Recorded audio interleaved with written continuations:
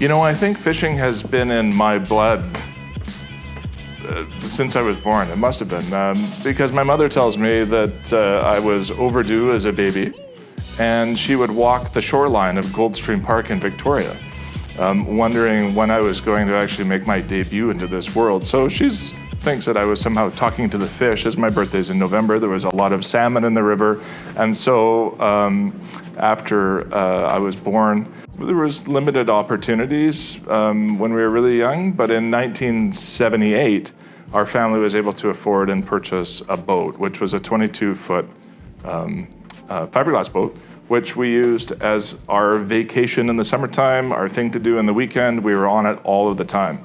And I spent many, many days, weekends, out with my father and mother and brother and sister fishing on that boat when I was young.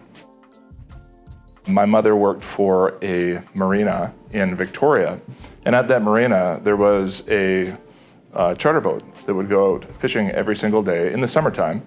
And so it would go out in the morning and go out in the afternoon. And I think what I would say was my daycare for many days in my childhood. I would go down, I would board this charter boat with about 30 passengers who were sport fishermen, and we would go out off of Victoria fishing for the morning and then the afternoon. And in that time I would bait hooks, clean fish, untangle lines, and generally just try and help people.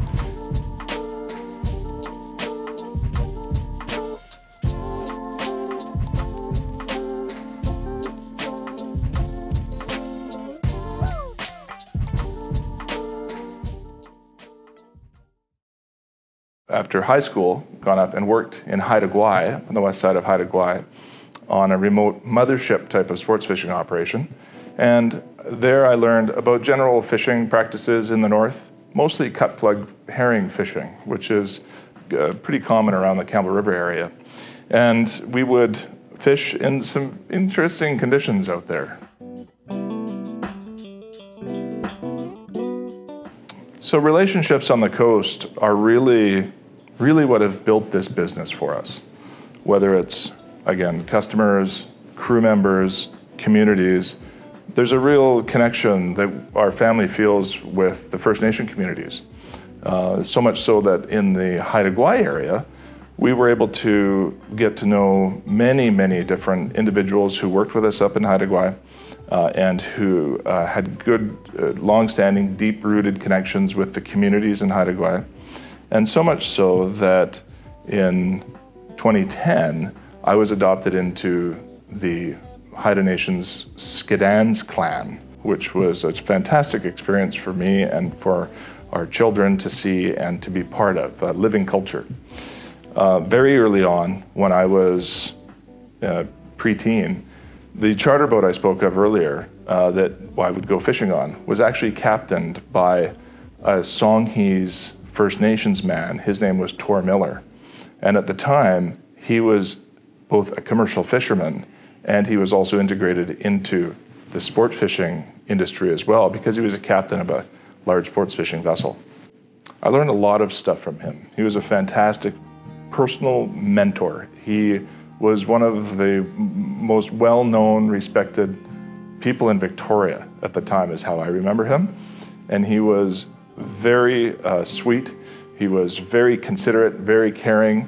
He had amazing stories from his childhood and stories that were both sometimes difficult to share, I'm sure, but a lot of fun. A lot of fun happened back in the days, right? And he would have a lot of, you could see he would really enjoy sharing a lot of the stories that happened when he was younger. One of my favorite stories was beside his old double-end cod fishing boat, which was called the Tor Haven, and sitting on the dock right beside his boat was something that I would see him work on tirelessly. And he'd be repairing and fixing cracks and what appeared to be like this old wooden boat. And it wasn't until my later years I realized that the canoe, he would have so many stories about him traveling through the San Juans, across to the mainland, up and down Vancouver Island. This was an original dugout Songhees canoe that his grandmother left him.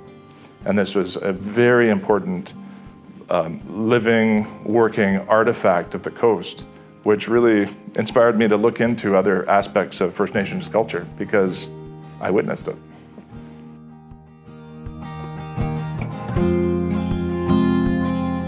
We are built on a barge, which is mobile. We can move it pretty much anywhere on the coast. We choose to operate out of the Celtic First Nation territory in the central coast of BC. We operate at a place called Millbank Sound or St. John's Harbour. This is a location which is very convenient to get into from Vancouver. Our logistics are clean. We fly helicopters from Bella Bella into the lodge. And then, if there's things that we need, we're still fairly close to a local community where we can draw from their expertise, labor, folks that want to come and help us. We can provision ourselves from their community as well.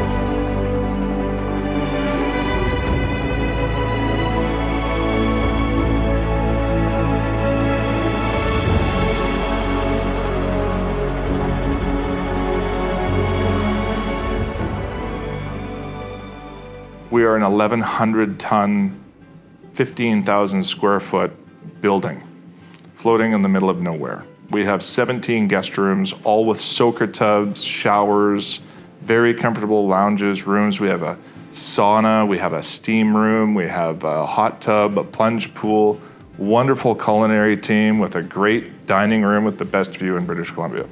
But on top of the main facilities, we also have another 24 boats, sport fishing boats that we'll take with us. We have rescue lifeboats, and we have docks, infrastructure, all of those things that are required to support really every municipal service that you might expect to have. On board, we are fully self-contained. We have fuel storage, generator for power. We have water maker systems. We have septic systems. We have freezers for food and food preparation, workshops, outboard repair, you name it. We have to keep everything on board and in great working order.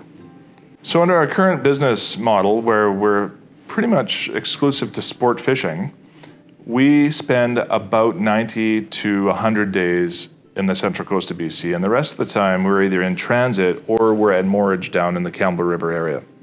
Our activities in the summertime are, of course, once you're actually up and running, really, it's kind of like just keeping fuel in the tank. The staff know what to do. The guests know what to do. They're there for a great time, a good time. Everybody knows what to do. It's just this living entity that you need to keep fed and fueled, of course.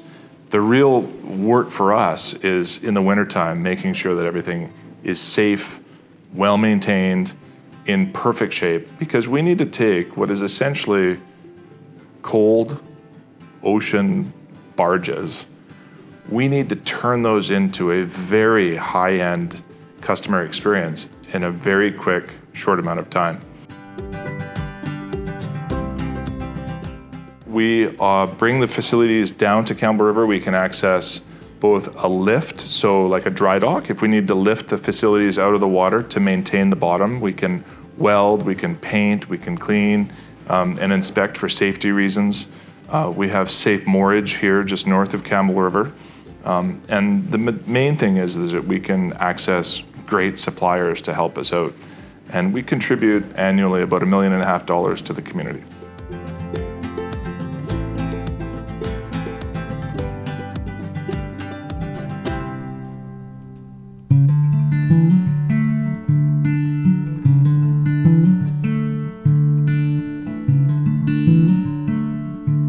like you needed a drink.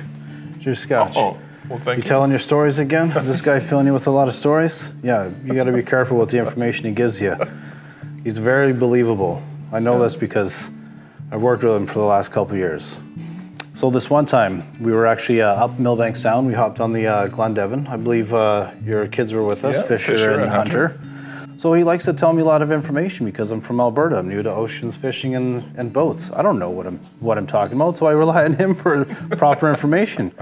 So this one time, we're on the Glendevin. We're cruising through the inlets to go up to Millbank Sound, and through this one inlet, we passed like 40 whales. Oh yeah. So you look out in the distance. It's a nice, beautiful, sunny day. You watch for the spouts, and you see the whales with binoculars. So he starts asking me like information. I'm like, oh, what do you see out there? I'm like, oh, I see all these whales. What do they look like? I'm like, oh, well, like you see the hump going down like this. Like, well, what does the tail look like? Oh, it's sticking straight up like this. Like, oh, that's a straight tail whale. I'm like, oh, really? I didn't know there's such thing as a straight tail whale. And then at the end of the weekend, Fisher comes down in the morning, decides to tell him, he's like, Brian, I got to tell you something. I'm like, what? There's no such thing as straight tail whales. I'm like, what? The hardest thing about operating a sports fishing lodge is not what most people would think. The day-to-day operations in the summertime when we're actually up and running, it's always different, and there's always different challenges that you're facing. We deal with 60 outboard engines, 4 generators, refrigeration systems, barges. We deal with boats, equipment, electronics, radios, satellite communication, internet, all of these things. And any one of those things can break down at any time. I would say the hardest thing that we have dealing with the overall business is just maintaining certainty of operation for us to be able to continue moving forward. And things like regulation changes, the access to resources, those sort of things that we're all maybe a little bit unsure of how those look going into the future. That's what keeps me awake at night. Something that might have something to do with climate change, right? Those sort of larger picture things are the biggest risk, I would say, to our type of enterprise rather than the actual day-to-day running of operations. So the future of the lodge really lies in what people have as expectations in their free time and what they would like to do for vacations. When I first was in this business, as I said earlier, I was baiting hooks and cutting fish and cleaning gear and whatnot. When I used to ask guests, this is going back many decades now, is how was your trip? Their instant response was, oh, I got my limit. I'm like, okay, but how was your trip? Well, I got my limit. It's like, but the rest of it? Oh, yeah, it was okay. That's changed now, right? So much so that even in our marketing for our company, we don't talk about limits. What we really need for our business long-term is expectation and opportunity. And expectation and opportunity is that something, if somebody were to come up fishing with us, they can go out, their expectation is that they can go out and if they catch a fish, they can catch a fish and they can keep that fish. That's very important to a lot of people, especially somebody who's a first-time angler. They want to keep that fish. And then we have anglers who want to go and provide fish to their family, and others who come up and they like to catch a fish, but they don't really want to kill that fish or keep it, so they let it go. So the future for our business is really the changing interests of people. People value now, much more than I believe they used to, the outdoor experience. They'll come up, and I think a good example was, I had these guests that were out fishing with us, and I was so excited because we caught a couple of fish in the morning. They wanted to spend the rest of the day looking at sea otters. And I thought to myself, this is interesting. I'm witnessing something, I'm witnessing a change in me. I'm actually appreciating what these folks are seeing here right now. I've never spent 2 or 3 hours watching sea otters or touring around, and it's all been so, I've always taken it for granted. And so when I think of the future of a business like this, a future for the lodge, I see a tremendous potential because people love getting out to the outdoors and they love seeing wildlife and they love seeing the environment, heightened awareness of the environment and where we operate on the Mid-Coast. It is absolutely beautiful. So I think there's a very positive future available for businesses like this. And although we've seen changes over the years with fish populations, with area, say, restrictions or changes and how access and opportunity is impacted by regulation, there's still plenty of opportunity out there to enjoy the wilderness and to get out in an acceptable way on the coast of BC. So a large part of our operations focus on on-water activities. So if we're out fishing or we're doing tours, whale watching, those sort of things, we have to make sure that we're on the water safely. And so maintenance on our boats is a huge responsibility. With over 30 boats, you have to imagine we have over 60 engines, VHF radios, depth sounders, radars, all of these different systems. And as best equipment that we can possibly afford and to provide, if you don't maintain it, it breaks down. So what we do is in the wintertime, we make sure that all the boats are brought into storage and we go through all of our systems. And it's not just to keep things looking pretty, which they are a nice looking fleet of aluminum boats, but it's also to make sure that cables, steering systems, anything that can break down or cause a stressful situation or hopefully not an emergency situation on the water is rectified before it happens. So I asked my grandmother about a tartan that was on the wall, and I recognized it because it was on the same kitchen wall in the house that I grew up in with my parents. And of course, I asked her, was that the Cuthbert tartan from Scotland? And she had replied that yes, it was, she thought, and it seemed interesting, so I inquired more. And as it turned out, her and my grandfather went back to Scotland and asked about the Cuthbert heritage and explained some history that they knew of and some documents and everything. And as it turned out, the historian had shared with her, well, you were known as Scottish, but you weren't exactly the Cuthberts he thought we were. Apparently we were known as border clan Scots, and were somewhat banished for being sheep thieves of all things. So I went home and I told my father this story, and he was outraged. He was absolutely outraged, and that I was never to mention this again, and it was all totally untrue until he spoke with his own mother to find out that this was the case. So when we first started the company, we were short one boat, and so my parents had offered to help us finance and to find another boat. They helped us with that, and so they purchased this particular boat. And after restoring it after the first year, putting new engines on it, a new paint job and everything, my dad was super excited about it. So he asked, George, can you tell me about the boat? How's it looking? What's going on with it? And did you name it? So I said, yeah, of course. I put it all together and it's looking really good. I snapped a photo of it, and right across the visor, the name is the Sheep Thief. Of course. By then it was worthy of a good joke. And this turned into one of our luckiest boats on the water.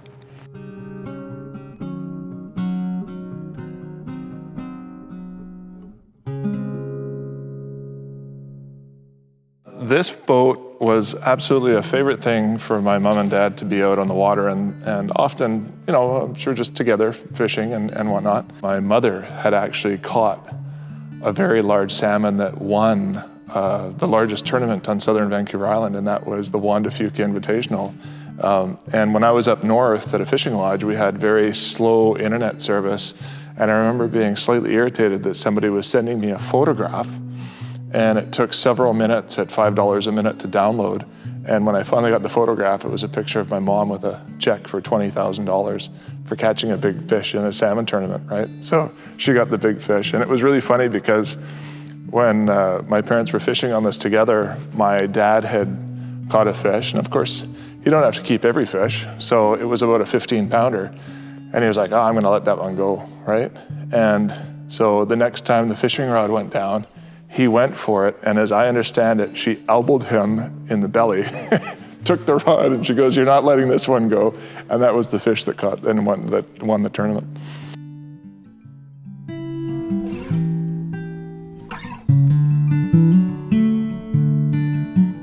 The boats are typically transported from here up to Port Hardy, and depending on our service with the BC Ferries, we'll either put them onto BC Ferries and have them taken up to Bella Bella, They've been very helpful. Or depending on like tourist traffic, we may have to run them. We will put them in the water at Port Hardy and then have our guide crew jump on and run the boats. It's about 3.5 hours to get them up to the lodge location. We have 3 different barges ranging from 100 to 130, 40 feet long. The combined weight of these facilities is close to 2,000 tons. We're towed by tugboats, sometimes in tandem or sometimes in single, and we'll actually mobilize from our winter storage location in Campbell River, where we'll tow our facilities up to the central coast of BC. Any coastal business, it seems we're all having challenges, whether it's in the forestry sector, commercial fishing, aquaculture, any of our industries on the coast are constantly evolving. And so I think with fishing lodges, as much as we want to try and maintain the spirit of the fishing lodge that I was aware of when I first got in the business back in the mid and late 80s, it has changed, and it is more reflective of, I think, a lot of today's values that people are more aware of, and that is with respect to climate change and the environment. And so what I'm seeing is a bit of a shift from our guests' interest in actually catching and keeping a fish, although they do like to do that, there's no doubt about it, is the things that they're more aware of and the things that they are learning more about before they get to the lodge. And that is elements of the environment. Whether we will continue to be able to catch as many fish today as we are going to be able to in, say, 20 years, we already have changes now that are in place relative to 20 years ago.